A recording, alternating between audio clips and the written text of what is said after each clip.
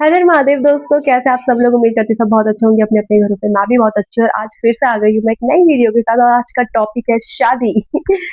मेरा बहुत ज्यादा फेवरेट और सबसे ज्यादा बुरा टॉपिक शादी।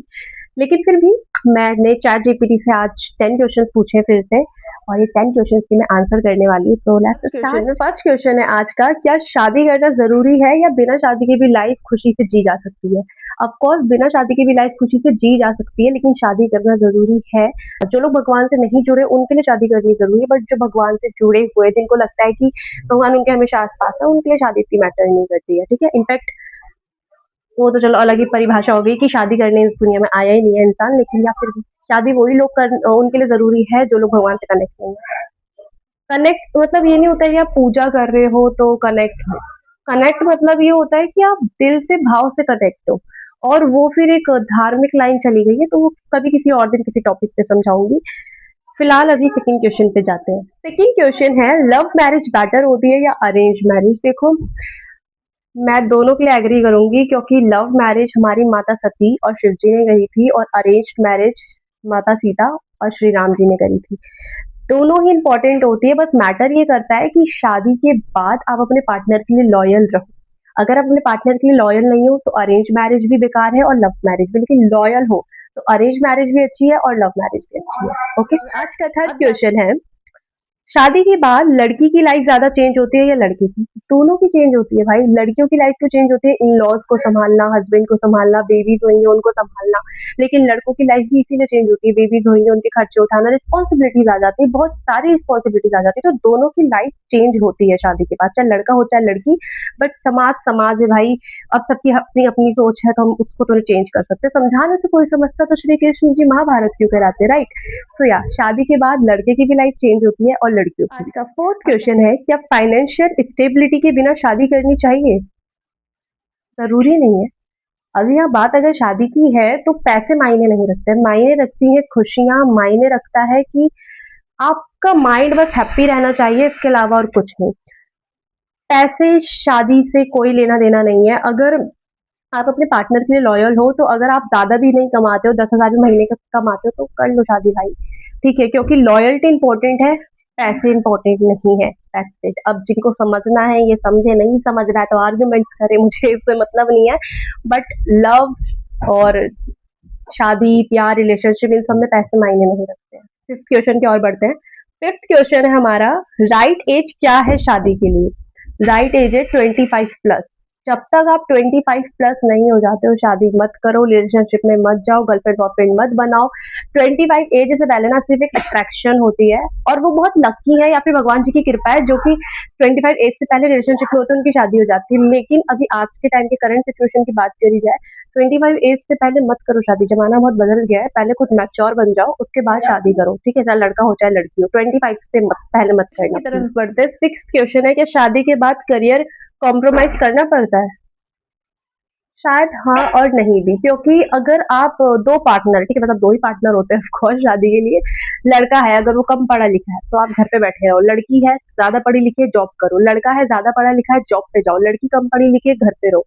पार्टनर जब हमारी शादी होती है ना, तो शादी के टाइम पे एक जने को अपना करियर कॉम्प्रोमाइज करना पड़ता है, लेकिन नॉलेज हर चीज की होनी चाहिए। क्योंकि जब बच्चे हो जाएंगे ना, तो उसके बाद जब पेरेंट्स, दोनों ही पेरेंट्स जॉब पे जाएंगे, तो भाई बच्चों को कौन संभालेगा? और आजकल के बच्चों को ना इमोशनल नीड ज्यादा होती है कि उनके पेरेंट्स उनको समझे। ठीक है, और अगर दोनों ही पेरेंट्स जॉब में जाएंगे, दोनों सिर्फ अपने करियर के पीछे लगे रहेंगे, तो नहीं हो पाएगा। तो पेरेंट्स को कॉम्प्रोमाइज करना पड़ेगा, किसी एक को जॉब करनी पड़ेगी और एक को अपने घर पे बैठकर घर संभालना पड़ेगा, और यही होता है रियल लव।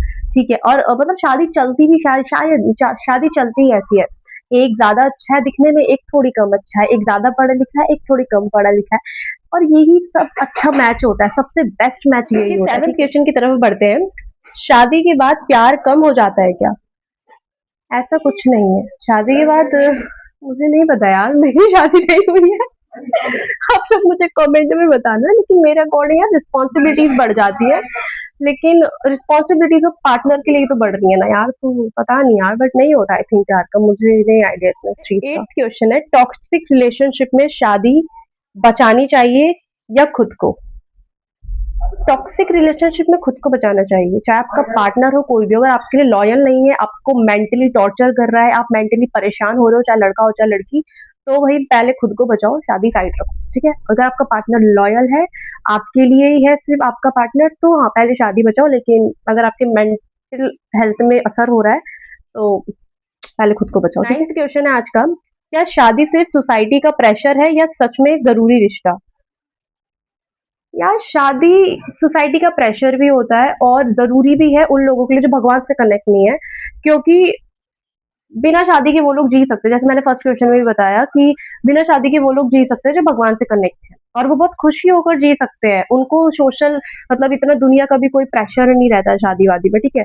लेकिन जो लोग भगवान से नहीं कनेक्ट है उनको दुनिया का प्रेशर है, और उनके लिए शादी भी इंपॉर्टेंट होती है, क्योंकि बिना पार्टनर की लाइफ इजी नहीं होती है भाई, ठीक है। अब यहाँ पर सबसे important last question, 10th question है क्या लॉन्ग डिस्टेंस रिलेशनशिप शादी तक टिक सकता है?